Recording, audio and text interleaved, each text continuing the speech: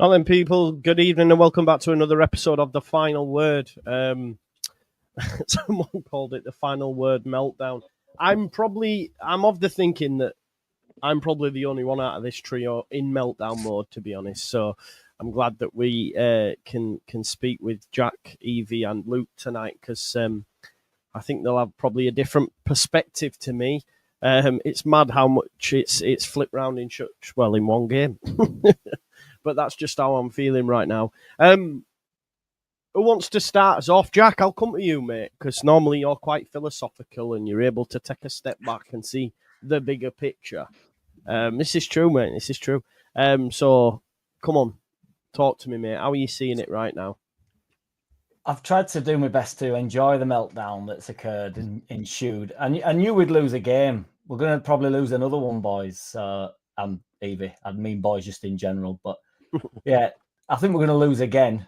Probably draw a game. There's going to be another sticky one. I think that, I know I'm jumping forward here, but the most important thing is Wednesday now. What we really don't want. I'll start to get on the wobble if we start to wobble over a sequence of games. But as long as we bounce straight back, I honestly just think it's a bumping road. I know everybody's panicking about league positions and everybody won't shut up about how Sheffield United keep winning games and Burnley keep winning games and stuff. And I understand it. But we were going to lose a game. I actually thought Portsmouth were decent. It's not like it's not like it was the worst game I've ever watched. It was really competitive. It felt like a cup game. Like a lot of teams do to us away from home. So yeah, I tried to enjoy the meltdown because I knew there was one on the horizon. And I don't want to say it now sort of in hindsight, but I never thought we were going to get the points tally or anything like that. We're still on for 100 points in reality. I think that's still achievable, the 100 points. And if we get to 100, it'll be an excellent season, won't it? So we've lost 4 games all season, not lost one for whatever it was, 17 or 18 games, whatever it was. And then if we win on Wednesday, then you start going, well, we've lost 1 in 19 then, haven't we? And if we lost 1 in 20, which you'd take that.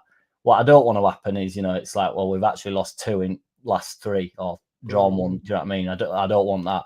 So I think it's just getting to international break now with 2 more games in there before that. 6 points. I think it's a bumping road, a blip. It's been so long since we've lost a game. We're quite spoilt in that sense. I did think Portsmouth were decent. I thought the tactics were quite clever. I just think it was scrappy, wasn't it? And they were about it and they were really competitive. We could have still won the game. There was still plenty of chances for us to win the game. A couple of big misses. Everybody likes to go on about referees, but, that was a blatant penalty one. I mean, the more you saw that, I thought Warnock were mint about that, to be fair. Warnock always makes me laugh. I always think he's good value, but at half-time, he were like, not having none of it, were he? Like, somebody says, I think because I would try to say, the refs' views maybe a bit, and Warnock were like, I'm not having that. Just in beast mode. So, yeah, I'm hoping it's a blip, a bump. Yeah. A lot of stuff said there, Luke. Brian says you're the one who's going to talk sense tonight. So do you want to bring the sense? I hear what Jack's saying. I hope so. Yeah, I mean, I think rightly so, Joe. We said the other week on it that we weren't going to win every game up until the end of the season. As soon as we accepted reality that was going to be the reality, the easier it's going to be. Look, I think the real thing for me was the matter of the defeat. We seemed to be, and look, we had the better chances, but we had probably 4 easily scoreable chances, and the players that had got in those positions, I would probably have put my house on to be scoring them as well, which is really frustrating. But just going back to what I was going to say, we were second to every ball. They wanted it more. It did feel very much like a lethargic performance on our half. It just didn't feel like we wanted to win. To me, and there wasn't enough battling, and for me it showed how much we miss Ampadu as captain, because sure, Pascal Struijk is a lovely guy, but I just don't see him as a captain. I don't see him as captain material, and we look a far better team with Ampadu in there, wherever he's playing, whether he's playing centre back or in midfield. So yeah, I think my biggest frustration to take out of that weekend is, had we got a little bit complacent maybe after the results at Sunderland and Sheffield United? Did we think we'd won the league? I don't think so. I think these guys are a bunch of professionals. But look, George, just to go back to what you said about in a meltdown, it's Leeds United. It's what we do. You know, we did it. We did it last season in March, and it just felt a little bit too similar to when we went away to QPR. I know we got pumped there 4-0, but we didn't show up, did we? And I think that's probably a little bit unfair, because I think we did show up, as Jack said. We had the better of the chance, and I think probably on another day we probably still could have won that game 4 or 5-1. You know, mistake from, I think, the defenders and Meslier. I think it's a combination of errors. I think both centre-backs are at fault initially for him to get in that position, and Meslier should either stay or go, and be 100% committed to either. So yeah, I'm not in meltdown mode as such. I think we go into Wednesday, I get a reaction, and it's all forgotten about, and we still stay top of the league, irrespective of results tomorrow. Yeah, I think the daunting thing for me is not having the confidence that we'll see a reaction, which I don't know. That's where I'm at, and it's mad because, like I say, I've been so positive for so long, but I just think like I see a lot of similarities to last season. I think that's what's worrying. I think like on the day before, I got like a memory on my TikTok. It was like this time last year, and it showed me like when I put that video of that Farke live, and then it all went wrong after that as well. And it was just, I think it was just a culmination of everything maybe that set the wobble in early. But like the lads have said, Evie, the perspective is needed. I think, is that where you're at? Yeah, I mean, yesterday I was fuming. Yesterday, the dogs got thoroughly walked yesterday because I needed to get some fresh air and clear my head, because I was disappointed. I was angry. I was angry with just the lack of drive, the lack of real gumption. Can you hear her? Has she gone? No, I can hear her. I'm still. Can you still hear me? I can hear you loud and clear. Oh, it's me. Sorry, oh, that's okay. For once, for once. Froze as well. It's me. I'll come back out. Sorry. Yeah, Sorry. I think the fact that Portsmouth wanted it more, they were the better team in my eyes, and I don't say that lightly. It was disappointing that their game plan worked and they seemed coherent, and for a team other than the midfield two that have played obviously the majority of the last 18 games together, it was disappointing. Obviously a poor refereeing decision with the penalty not being given. I agree with Luke, you know, Meslier has to come on or not for that goal, and we've seen those are usually the kind of goals that he prevents, because he's usually very good with his one-on-one. I would always back him for that. So I was really disappointed with the fact that he didn't choose to commit either way. And then I think Strout could have carried on running and potentially, you know, cleared it as well. It was just disappointing. You know, we've gone from not conceding to conceding in the last 4 games consecutively, which is concerning when you think that up until that point, we had only conceded 9 goals in the entire season, and we don't want a repeat of last season, which I think is probably what's so triggering for so many people. Like you said, Joe, just of we did this last year. We went on an unbeaten run. We went on a winning run. And then we saw it kind of collapse, and we don't want that. And especially, you know, I'm struggling with PTSD with QPR coming up away at the weekend, and I don't want a repeat of crying on YouTube again like I was last year. You know, like I'd rather save myself a little bit of dignity. So I would like Leeds to, you know, to do it at home against Millwall. We've already been beaten twice by them this season, which again, I don't think this game is as easy as a lot of people say, oh, well, we can turn it around and smash Millwall. We haven't proven that we can smash Millwall so far this season, so I don't understand why everybody's so confident. I hope and I pray and I really hope that we as a fan base give them our support and don't just think, oh my God, we're bottling it, we're throwing it all away. Because regardless, if we just do our job, we're still top of the league, because we're still top of the league after fluffing it all up over the last 2 games. So yes, we're not as comfortable and we do have to win, but it's still within our hands. And at the end of the day, we only need top 2. We don't need to win the league. We just need automatic. Can't hear you, dude. Mute. Sorry. It keeps like lagging as well. I don't know what's up. Jack, both me and Evie mentioned last season then you had a wry smile both occasions. Are you not seeing it, bro? You're like, what are you talking about? I can understand I think we're too... Millwall, I don't want to keep banging on. The next game, honestly, I just think it's all forgotten. We're going to have to lose 4 games all season and not one only one in the last 19 or 18, whatever it is not... When we was on the way to QPR, I would actually argue, is when it was unanimous. We'd gone at that point.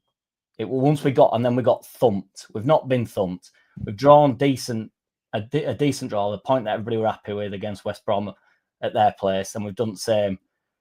The boring game, just was what it was.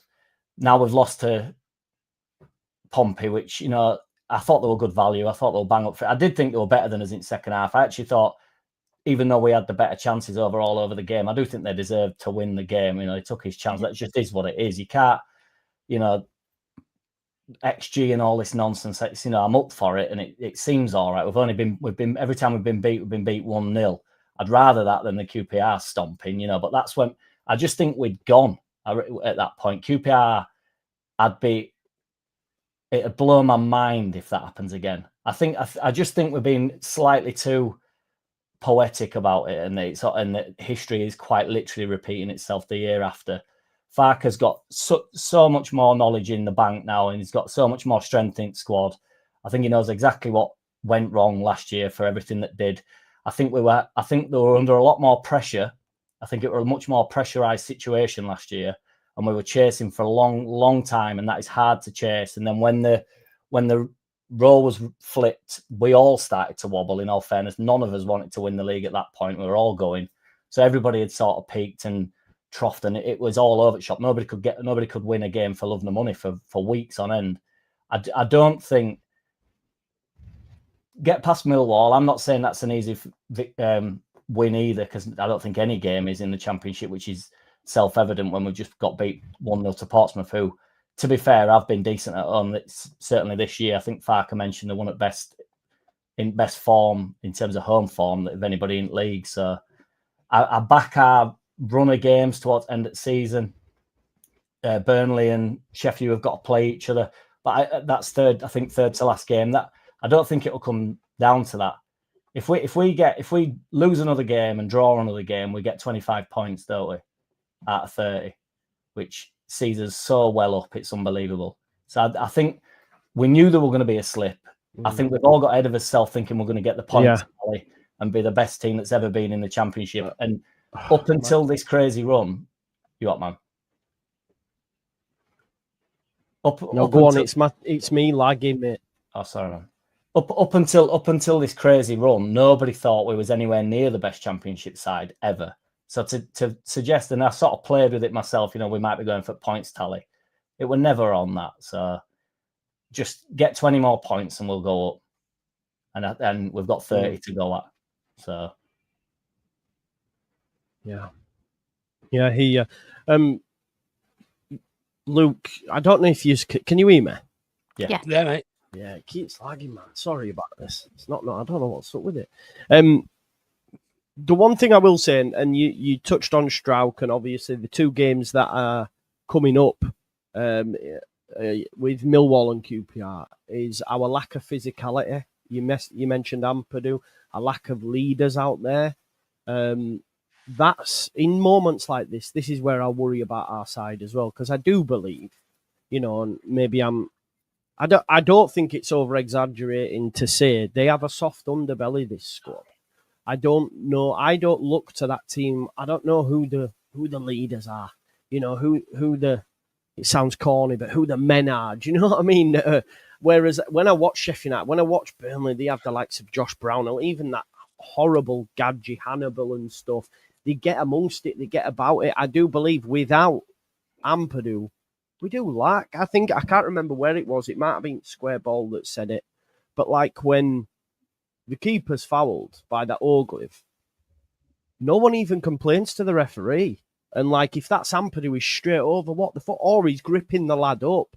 All that sort of stuff. No one even ask for the fecking penalty even. I think Firpo maybe made a half-assed attempt. I just think it's them little things in games where we do lack, and without Ampadu against the physical presence of Millwall and away at London QPR, I do worry about that side of the game for us. Yeah, I think we've probably been a little bit unfair to say they've got a soft underbelly, and then to name sort of Sheffield United and Sunderland and Burnley, when actually we come back only within the last couple of weeks against both of them and showed that we have got that character. So That's I think I think you're right in what you say about Ampadu. I think he's a natural leader, and we obviously do miss him. But Dan James has got that shit house about him. Dan James should have been in there. Joe Rodon is usually one of them, and I don't know if. Look, the data shows that early kickoffs. I don't know if they're getting up too early or what. It doesn't suit. You know, for some reason or other, I think we've won 2 this season early kickoffs, compared to 20 or whatever it is normal time kickoffs or later kickoffs. So, look, you can't blame a player's bedtime or the time they've got to get out of bed. These guys are professionals, and we do it week in, week out, and something has got to give. We're not going to have Ampadu back until after the international break at the earliest. So. It is a time for your players, Sam Byram's, your older edge to start leading by. And Sam Byram does, he throws himself out in a tackle. You know, when we're up, he did it, I think it was against Burnley actually recently. He was throwing himself into tackles. The ref was just letting play go on, and it was like fucking a game of lacrosse or something. They were all smashing into each other and that. But Sam Byram was at the heart of it, and I think you're probably right. We do miss a little bit of that when we've got, players. I mean, Gruev was a bit like that last season. He's not scared to throw himself about. But I think probably slightly unfair to say that that they're weak mentally or something along those lines, or even soft underbellies. I think you said, despite the way we did come back in both of those fixtures quite recently. Look, we've dropped 5 points now in the last 2. Now is the time for a reaction, because we start dropping into any sort of poor form, and it's certainly going to come at the wrong time for us. I agree with Evie. It's not a very easy fixture in Millwall anywhere. We've not beaten them this season. They will have their tails up. They hate Leeds. They'll come in the numbers, and it'll be. Do you think as well, Luke? And I feel this, if Sheffield United and Burnley win on Tuesday night, that'll also make it tougher. I don't think they'll both win on Tuesday night anyway, but yeah, I think it does. It certainly does. The pressure's on us now again. It wasn't on us. We were 5 points clear. The pressure is very much on us. But having said that, as Jack, I think, said, we win, we equal or match everyone else's results around us. We still go up, That's all we've got to do. And even like you said, like Evie said, if we finish second, and I would consider that a failure this season because we've been the best team in the league comfortably. But even if we do finish second, that is all we need. Do you know what I mean? So you're not the arse, would you? No, I mean you wouldn't. I'd still like to see the trophy lifted at Ellen Road and everything else. But I think you get a trophy for second anyway these days, don't you? Oh no, you get one for winning the playoffs, don't you? So not fucking taking that. I think you do get. Open top bus parade. But yeah, I agree. I think we do need a few players to be stepping up, and I think probably tempted to. I thought Tanaka was very poor at the weekend, by the way. Yeah, really bad. Very, very poor. Arguably our worst player, if you were to ask me. I think it was his worst performance in a Leeds shirt. That one. And he gave the ball away sloppily. He was getting caught on his touch. He just seemed a yard off it for whatever reason. But it's time to see. I'd like to see some of these players stand up and be counted now. It's the time of the season. Do we need rotation to suit that? I don't know. But I'm sure we'll see on Wednesday what's going to happen. Yeah, Evie, that's what I was going to bring it to next. So great little segue from Luke there. In terms of changes, do we see changes? Should we see changes? I bemoan the lack of activity in January now at this stage, and I'll always keep coming back to it because I do think it might come back to bite us. What's the best we can hope for realistically? And again, I might be being negative, but put Pirro in there. Do you then have faith that Joseph can score the goals? Because my God, his cameo was poor again. You can change the wingers, yeah, fair enough, but then criticism has to go to Farke in terms of they're probably not getting enough game time, so they're coming in cold.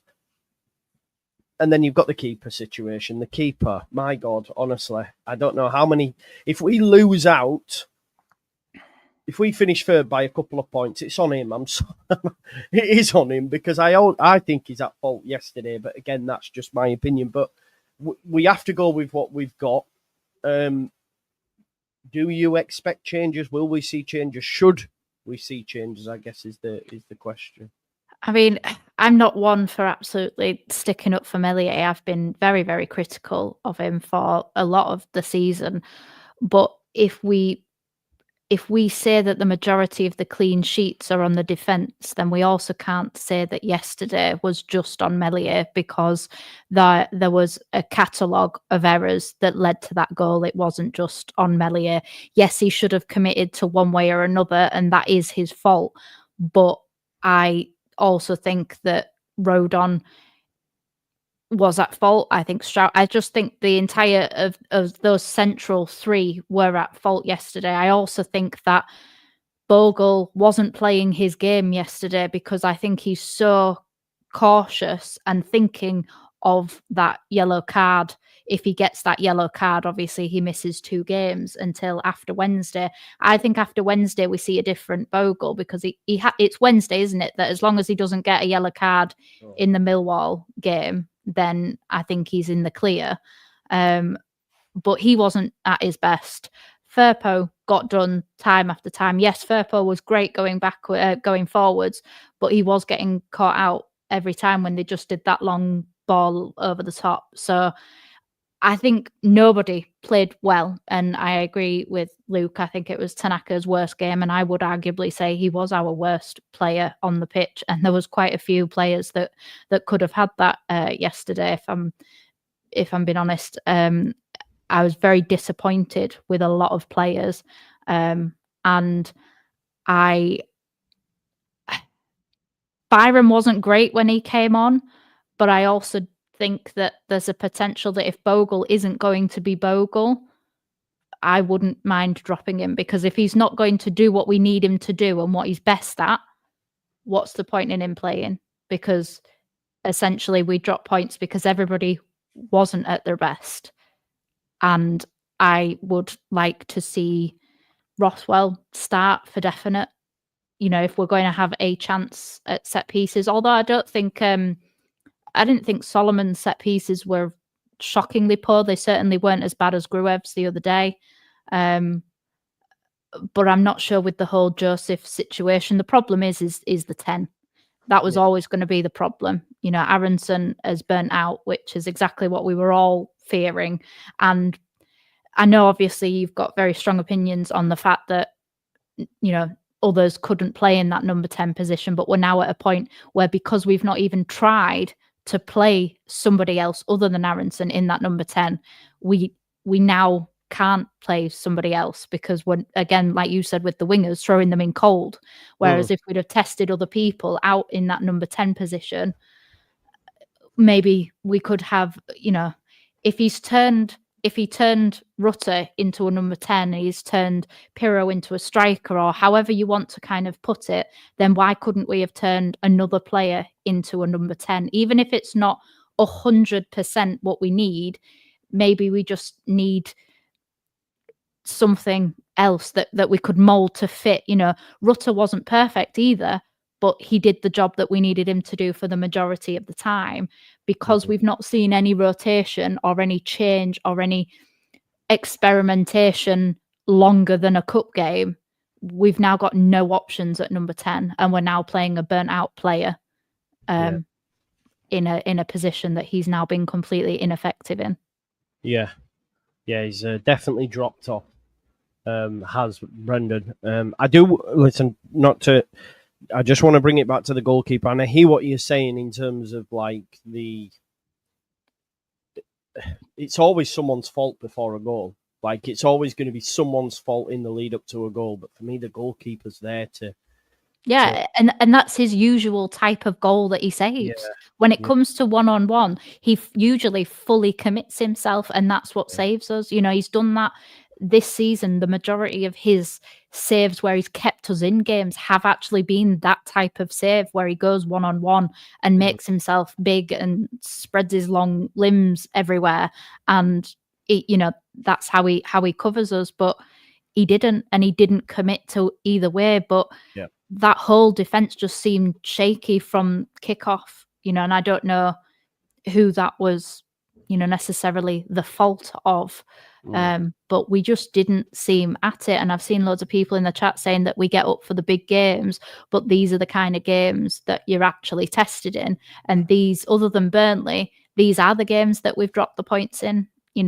Blackburn, I know they're still 5th, but they're kind of shooting above, or we're up and about. They were kind of above where they should be. And, the same with Millwall, the same with Portsmouth, 1-0, all of these games. I don't know. It's just, I don't want to be negative. I hate being negative, but I want them to come out and surprise us all on Wednesday and show a really dominating and just effective. Even if we scrape a 1-0, I don't care. I really don't care. I don't care. My concern is that we didn't play great against Sunderland to start off with. We didn't play great for a lot of the time against Sheffield to start off with.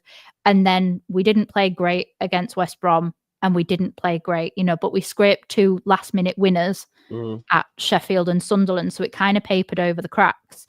And that's what we did last year against Middlesbrough away. We had those games where we papered over the cracks, and then it all kind of went downhill, even though the cracks were showing earlier on. That's fair. I do just want to bring this graphic up, lads, and get your opinion on it. So this is something that's obviously doing the rounds now. I know it's a lot of information there.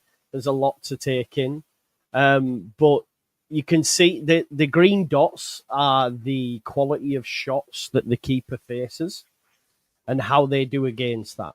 Yeah. So you can see here, if you look, Trafford's at the top. If you look at my hand here, Meslier at the bottom. So what it says here, Meslier and Trafford both face the same number of shots, the same quality of shots, but one is overperforming by nearly 10 and the other is underperforming by 4. So if you look, like, basically Meslier, over the course of the season, with the level of shots that he's faced, he should be doing 10 times better. Like, how do they measure the quality of a shot, Joe, these days? It's XG, isn't it? It's based on XG, post-shot XG, all that sort of stuff. But I think we can all agree, though, that he has, at times this season, faced shots that really he should be saving. And I just wanted to fire that up. Of that is Pirro should have scored. James should have scored. So if we're going to blame one end of... Firpo should have scored. If we're going to blame one end of the pitch, we also have to blame the other end. But I'm talking about the... Hang on. No. I completely get your point. He has cost us points 100%, throughout the season. Because I don't remember the last time Pirro I'm not going to argue with you on that one, because I agree. Pirro's top scorer in the division. Meliot's worst keeper, stats-wise, in Europe. That's the issue we have. He's not anymore. He's nowhere near the bottom of that league anymore, Joe. That was floated about mid-season. I think he might be, no? I think he climbed. He was about the 18th worst in this league at the time, according to that league, wasn't he? Okay. Do we know what he is now? No, I think he climbed up. I've seen one more recently, probably after this weekend. He's probably dropped down a little bit again, but I'm pretty sure he climbed into. I mean, it's still not great, but it's still not great. Yeah, okay. Still top half this season, but yeah, I think. Fact. I think in terms of XG prevented, I think maybe someone said it earlier on. Maybe I should fact check before I use that. To be fair, so that's fair. Jack, let's talk about the number 10 and what we do there. I know you mentioned Pirro previously. Do we have enough faith that Jose... I mean, I made a point earlier on, and it was quite interesting. I put it to the vote. Are we waiting on Pat being back? 53% said Joseph. The rest said Pat. But ultimately, I think get Pirro in the 10 and play Pat in the 9 if we can, because I just don't have any confidence in Joseph at the minute, mate. But what do you do in terms of, like, Wednesday? Do you change it? do you think Farke will? I don't think Farke will, and I don't think I would either. I think we've been a bit mental at this point. We've lost a game of football and then gone around the team and said like that the players haven't performed or whatever. I don't think really after everything they've given for however long it's been this season, we can just start dragging them out at starting lineup. I think I swear down that I think they need some backing, and I'm glad Farke will just back them and not worry about what all the crazy train says, where it's just like, right, we've just got to make wholesale changes to this side that have been top of the league for, you know, a significant portion of the season. In terms of rotation and stuff, I don't think when you've won that amount of games either, like we have been doing, we've lost 4 all season, as I keep saying, at what point do you start sort of testing the water with other players? At what, you know, I was up for him having a look at number 10s and stuff, tinkering with it. But if that goes wrong, you know, seriously, and we lose a couple of these games when we're on a really good run, and then suddenly, which, you know, Aronson, we've actually said before, when Aronson drops off slightly, the team aren't as good in general. So you can't have it both ways. I also think it's a bit harsh on him to suggest that there's a burnout on Aronson. I know that this has been a narrative brewing for quite a while now, and it's just because he's dropped off for a couple of games now we're on this, like, this is what Aronson does, and we knew he couldn't complete the whole season. I think you need to give him a bit of a break. I know nobody likes to give these human beings, like, you know, just a couple of games, or maybe, you know, like, I think you actually deserve that for the performances you've put in. I don't agree with just, you're the one, you're the fall guy, get out, and then everything will be rosy and red-cheeked. Because when Ramazani came on yesterday, I didn't think, you know, and then everybody says, well, he hasn't had enough minutes. It's like, well, he hasn't had enough minutes because everybody's been playing min. Not everybody can play every single minute of the game, can they? You can't test stuff out. Farke can't just start pissing around with an excellent team that are just dominating every single game and then just start going, oh, I'll tell you what, I'll have a tinker with this now. Like, it'd be ridiculed for it. It'd be crazy to me, that. So I also don't think the last couple of games have been for Aronson. What do you want him to do yesterday? It was so scrambly and scrappy. What do we want him to do? What would he do? I actually think the defensive midfielders were poor yesterday, and that set our platform. I think generally speaking, when they play well, Aronson plays well, because they're almost his foundation, aren't they? You know, he relies on them to get the ball up to either the wings or to Aronson. Look, you're quite right in what you say about Aronson. When Aronson drops off, the team drops off, and to start suggesting to throw somebody in there who's never played 10 before, I think is absurd. I honestly do, just simply because it's not the time for experiments. I don't think that. Evie said we turned Rutter into a 10. Yeah, but he had all season to play there. It wasn't like we didn't just throw him in there. And arguably it didn't work, so we didn't get promoted at the end of the day. So, you know, make of that what you will. But I think it's absurd to start thinking about putting a winger in at 10, just in case it might work. Look, it might work. It might be an absolute masterclass, and we score 7 goals against Millwall at home or something. But if it doesn't, can you imagine what happens? And also, so we've lost Ampadu again. We went through a long patch where everybody thought Tanaka and Rothwell were the best centre midfielders at the club. I'm being slightly silly about that because I think everybody agreed that Ampadu would come back into the side. But we've not talking about as though we've lost Ampadu and now we can't buy a win. Is that what's happened? We've large portion of the season Ampadu has not been available. I don't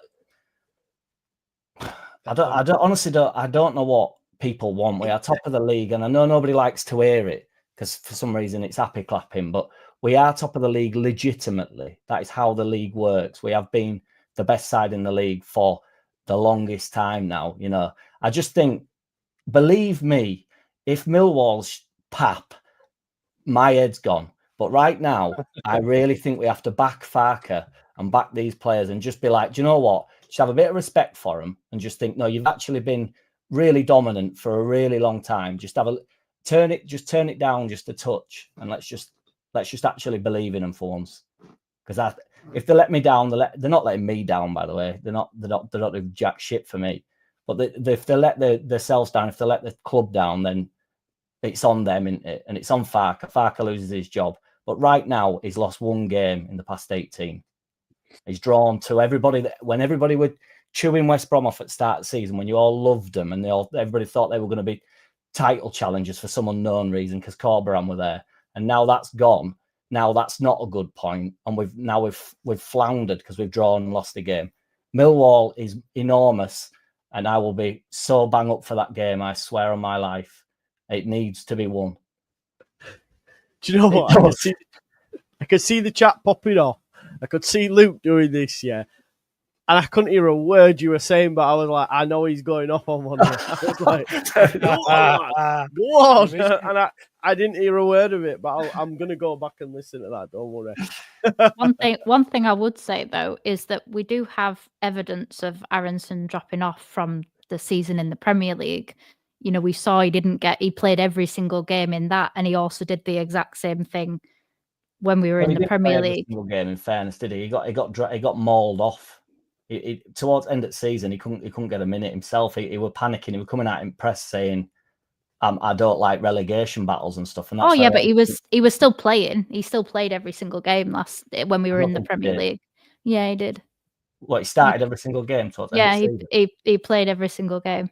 He was the only player that played every single game, I believe. Yeah.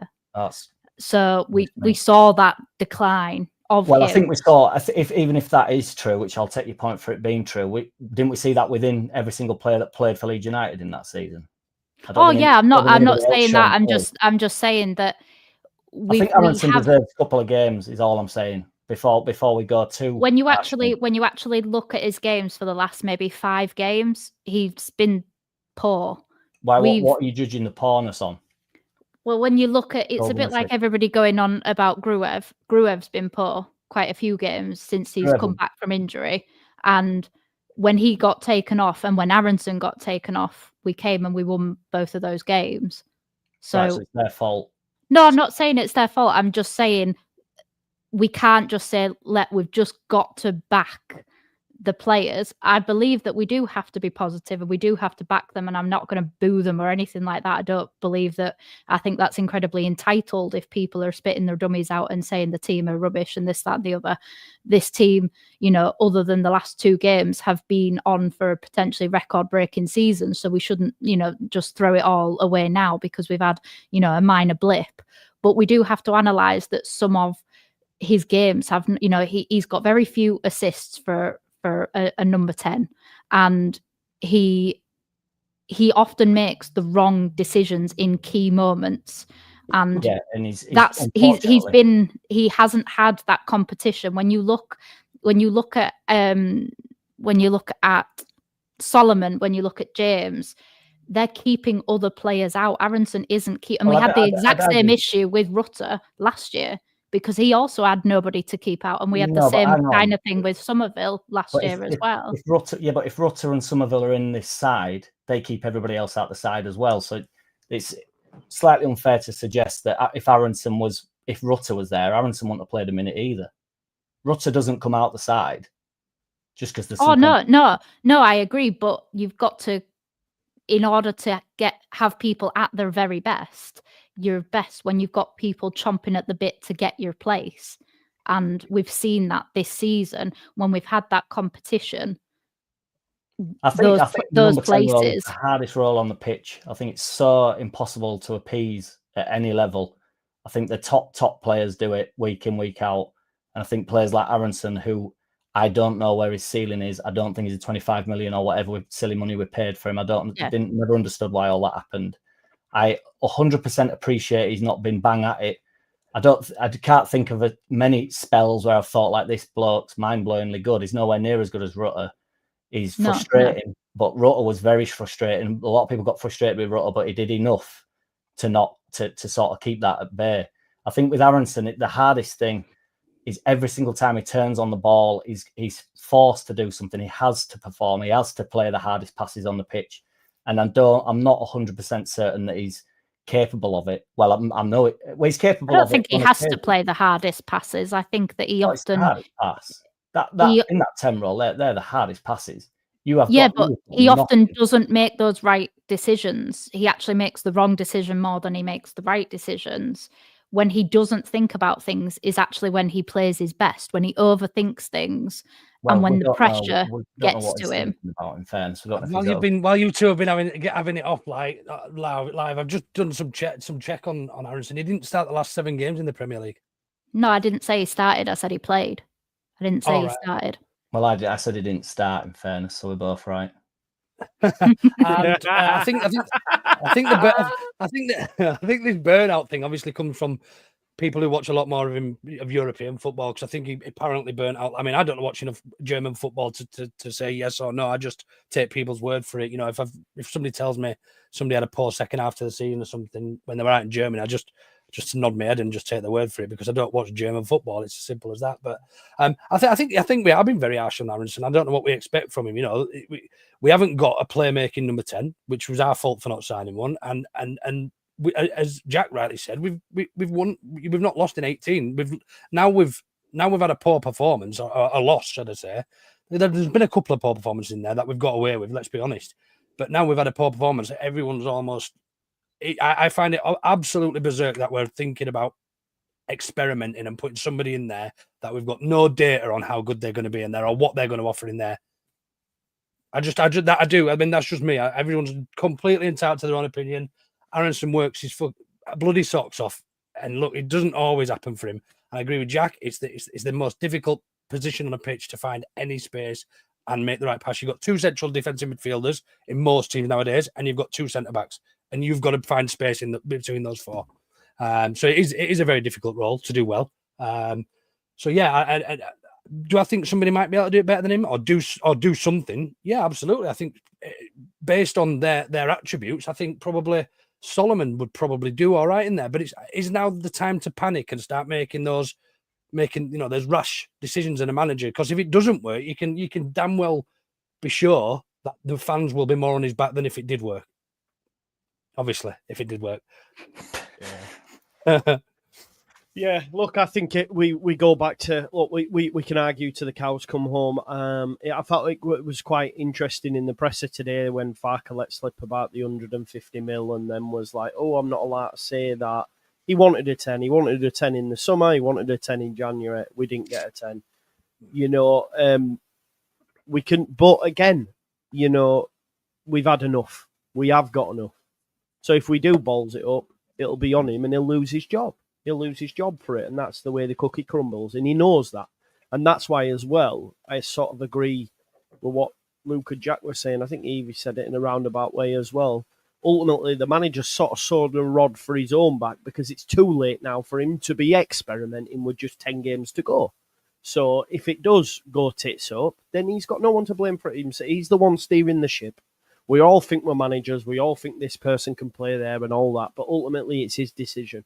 Do we think, though, John, realistically, do we think that if this was an option, if these 10 options, and we're probably all talking about the same 3 players in Nonto, Ramazani and Solomon, potentially to fit that, do we not think he would have tried this in training? They've trained every day of the week. Do you know what I mean? He must know what their capabilities are. And just for us as fans to suggest, actually, we think Solomon would be fantastic in there. Yeah, it's just a little bit of a loose argument for me. Yeah. I tell you, really helped me. I mean, fans did get it right last season when Rutter we didn't go up. No, but when Rutter, swapped over, so he was determined to play Rutter as a 9, and then eventually did what everybody was screaming for and put Rutter in the 10. In fairness to that, I agree with that. But in fairness to that as well, he was looking to play that way. He wanted Rutter up top. There was something not quite right with. He didn't want that. So I think he persevered with that, and then he did break to it. But I think what Luke was saying, when Pat came, wasn't it? It was when Pat came, because he could do the number 9 January. Role. Yeah, because he could do the number 9 role effectively. I do think Pirro's improved in it this season, but he's still not that archetypal number 9. No. But I think he doesn't do what their striker did with the was aware that Rutter could play in the 10. I don't think he was hiding away from that. I think this is a different issue with the wingers. I think he'd have put one of them in there had Ramazani been able to do it, and particularly when Ramazani was in good form and we were looking to get him back in the side as much as we could. That was like a perfect time for him to do it, and he didn't want to do it. Now it might just be again some sort of selfishness about him, but I doubt it. I think the Rutter one's different. They were really trying to get that Peru and Rutter partnership to get to work, and it didn't. Yeah. And then it went the other way. But I don't think that was. I think he was forcing it. Yeah, and like people have said, pressing's a big part of it as well, and Aronson's really good at pressing, but they know ball much more than us. I think it was Andrea that helped me see about the Nonto situation, about him always going like across the pitch instead of into them tight areas, because he just goes around. So yeah, they if we had a different option, they would be playing a different option. And I think if Joseph was in some sort of form, he genuinely would play Pirro there. That's why we've seen him change it in the last few games. He's probably waiting for Joseph to ignite something and then go, right, okay, now here we go. But he has said about Joseph, I forgot the wording he used now, but maybe he's lacked a little bit in training and stuff. And that comes with experience. It comes with age, or not getting in the side. You have to show up. They have to do more off the bench, etc. But I agree with what others saying as well, when it's like, well, how can you expect them to do it in 15 minutes? But also at the same time, we're winning games hand over fist. You know, we're flying. If he changed it for a game midweek away at someone down bottom and we lose, then we'd all be going, what the fuck are you changing? If they can't come on though, Joe, for 15 minutes against a tiring defence and make an impact. Yeah, what message is he sending then to start them over another player? Well, Peru did it. Peru came into the side and now he's the number 9. You can't get him out of that spot. He's done it with Rothwell. Rothwell's had a couple of brilliant games off at bench. He started him. He wasn't quite at it against West Brom. The issue is with it, and anything that he decides now, he does have to stick with. We are on the run now. So if he makes the change with Joseph on Wednesday to go up top, and then just pulls him out, it won't sit well. That it's like, well, I tried it and it didn't work. It's like we can't be messing about now. We're kind of in that position where we just have to stick with what we've done and back these lads in these positions that they're playing. Apart from like the odd, like, you know, obviously any injury comes up, or if somebody's not quite 100% or they can't deal with load or whatever. But in terms of, we just have to stick with what we've got. Yeah. I really think we do. It's the same. It's the same with the goal. January's been and gone now, hasn't it? We've got what we've got, and we can talk about why it went right, why it went wrong at the end of the season. I guess we can pick holes in it. One thing Farke did say in his presser that I wanted to get your opinion on, folks. I'll come to you, Luke. He said, "Win our 5 home games, we'll finish top 2. That gives us 50 points, which puts us on 91. That's not even taking into consideration the 5 away." I had a look at them fixtures. You've got Millwall, you've got Swansea, you've got Stoke. Basically, the fixtures are very favourable, right? Yeah. I forget the other 2. Preston is one. Bristol, which is hard. And Bristol. But we have a great record against Bristol City. Historically, we always do well against them. Bristol City is probably your toughest one. And that's the game before the last game. Yeah. And they could be on the beach. Do you know what I mean? So do you agree with that? Win them 5 home games? We're not going to lose the 5 away. So you pick up the odd point, then you might be all right. And if you were to say before West Brom, win 5 games at home and you're up, we'd all go, fucking right, man, we're mint at home. Do you know what I mean? So, yeah. I agree with him. I think it's a little bit probably optimistic because we don't obviously know how well the other teams around us are going to do. You know, to give ourselves a target of at least 91, I think is probably a little bit overly optimistic, because I think, you know, the other teams around us have got 5 games at home left as well. Do you know what I mean? They're going to expect to win. So, and I know they play each other, don't they? Sheffield United and Burnley.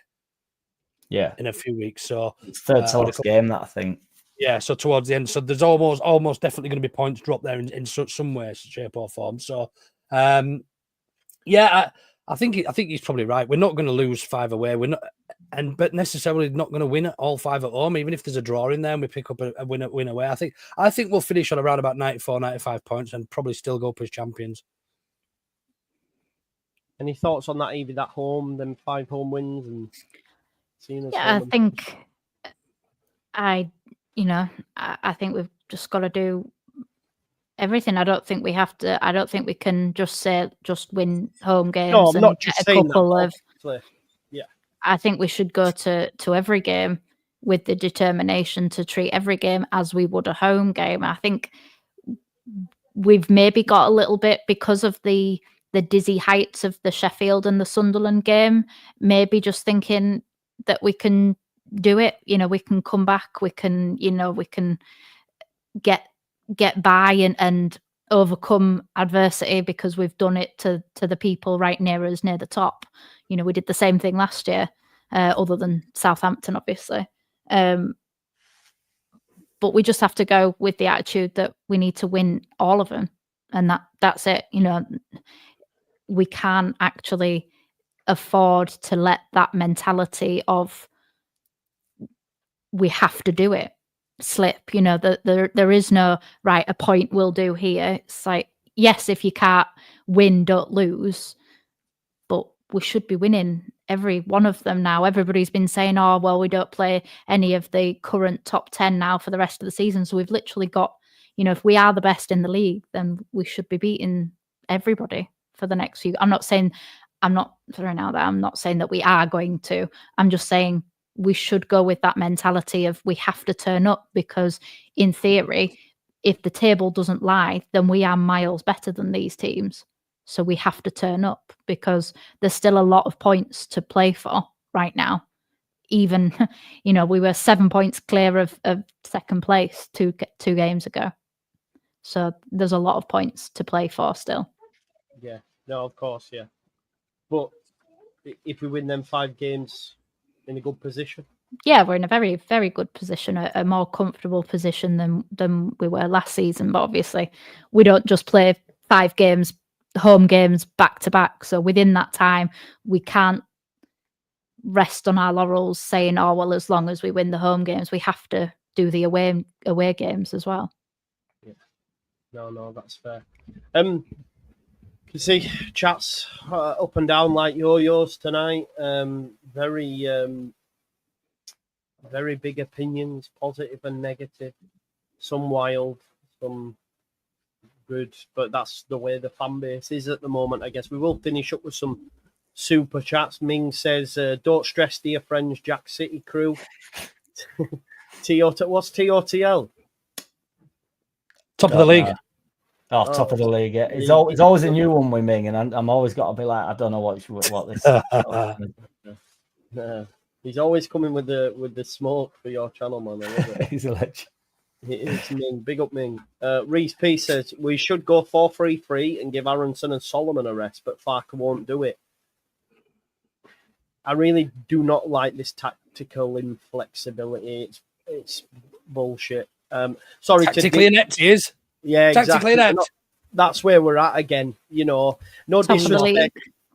They make little tweaks here and there, but if I watch Premier League football, the managers go majority of the time with the same system. They'll just make little tweaks in game, which Farke we've seen him do that.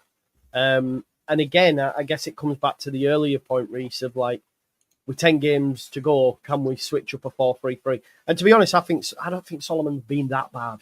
I think he's getting a lot of criticism because people want Ramazani to start, and I hear it. That football's about opinions, but he lays one on a plate for Pirro at the weekend. Who? It was both of them. It was, but he's doing money. The first one as well. Yeah, both. So, for Farke's sake, says Pompey, QPR, Luton were the games I was always wary of. It's a big one. The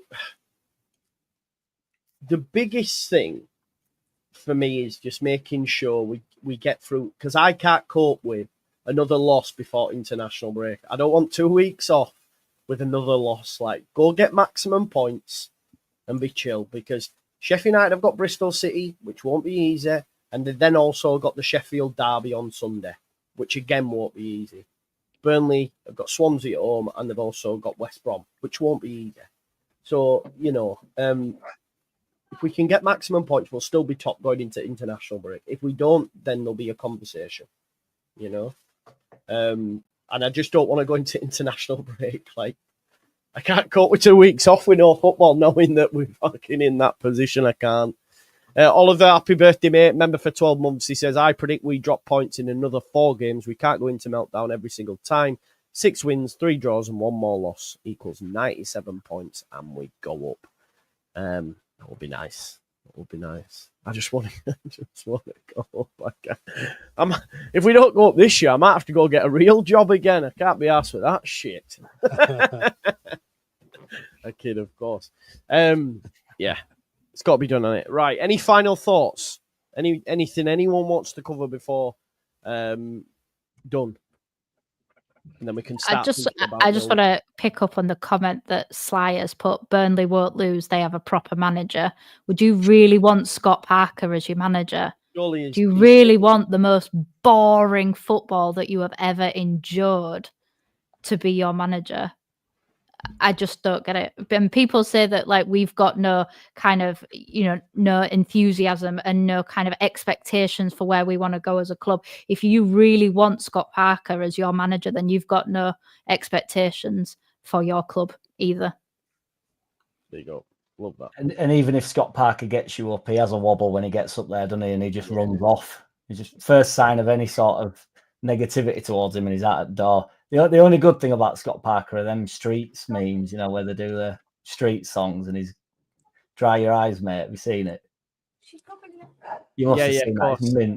Yeah, of course. The Mike Skinner thing. Yeah. In his Tom Brown £400 cardigans and that. Yeah. And something I like about Parker, just not his football. There is something I like about him, but just the football stinks. Burnley are used to that, though, aren't they, in fairness? Yeah, 100%. And ultimately, listen, Parker's never won the league and had amazing teams in Bournemouth and Fulham. Do you know what I mean? With Mitrovic and co, never won the league. Our manager's won it twice over. Got 90 points last season. We'll get 90 plus this season and we'll win the league this season. So get it fucking up, yeah. Let's go! What was that, Jack? Was it back? Yeah, we'll do it, man. I swear to God. Listen, folks, go check out Jack City of Leeds fans, Jack City Music. Go do it. Luke at Ought to Know Better and Evie at Discourse of a Peacock. There'll be a preview out in the morning at some point, afternoon, and then obviously on the night, it's the big games. Burnley play West Brom, Sheffield United play Bristol City. We'll be covering them on the channel. So join me for that if you're about for the watch along, and enjoy the rest of your evening if you can before we go though. Huh? Your mate's just popped a nice. I know, yeah. Just before we go, Abdul Rahman Al Khalifi, big up, mate. He says a note to Daniel Farke, manager of Leeds United. Dear Mr. Parker, you are allowed to make substitutions at half time and any time before the 70th minute. It's fair. It's fair. He is. You're right. He's done it a couple of times when it's been going tits up. But big up to you, man. Thank you as well for dropping in. Yeah, I think that's it. We'll leave it there. Big up, everyone, and enjoy your evening. Bye-bye.